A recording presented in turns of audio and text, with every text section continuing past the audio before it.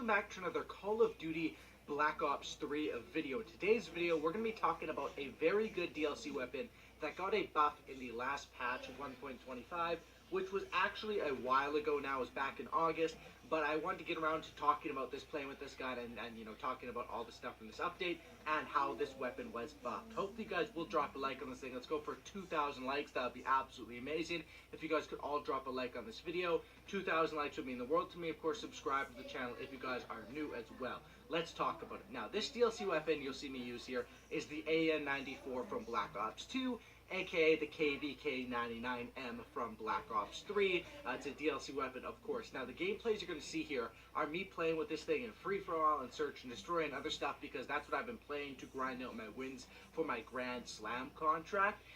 But this gun, the buff revolves around one attachment, and that's why I'm going to give you guys the class setup that I use for this gun for more of a multiplayer game mode like Domination TDM, because of course, like I've said, the class setup I use in search and destroy and free for all in these gameplays here is different from the ideal class for other game modes, and that's why we're going to talk about both class setups here today. So let's get right into this. Let's talk about the buff. Now, the KVK-99M on patch 125 back in August had two things changed about it. The first one, firing sounds will now properly be silenced when using both the rapid fire and suppressor attachment. So there's basically some sort of a glitch where this gun was making too much noise, much like the MX Garand. You can hear it every time the ping goes anywhere, and I think there was something similar with this gun where it was making a bunch of noise, and even when silenced it was sounding the same, and when it had rapid fire it was sounding super loud. So they fixed those, but those don't really affect, they do affect gameplay, but they don't affect your direct gameplay. They affect your enemy's perception of you.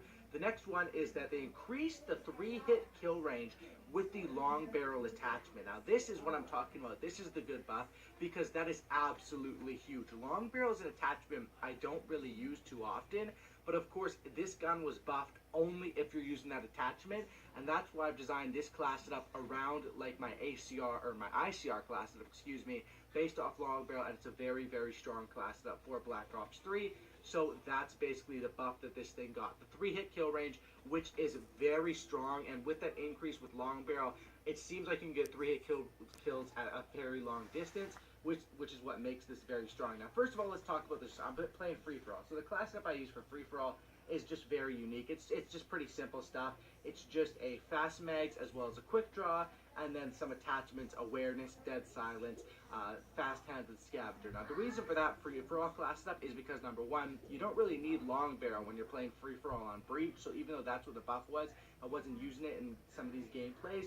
And of course, in free-for-all, I like to use my headset and to hear enemies, and that's why I run awareness as well as dead silence. But the class setup that I've created here, and the one that I was using when I'm playing on Nuketown, and I was playing in Domination and Demolition when it was the featured playlist last week before free-for-all became the featured playlist, is this AN-94 class setup, and I'm going to give it to you guys today. So the first thing about this gun is I think you need to run some sort of a sight on it. You don't need to, but I think that the default sight in BO2, it was okay. In this game, it's a little more squished together. You can get away with it, and it's all up to personal preference, of course. But however, I would recommend running either a reflex sight on this thing or an ELO sight. Now, the reason why I like the red dot is because I've been playing Call of Duty for a year. Listen.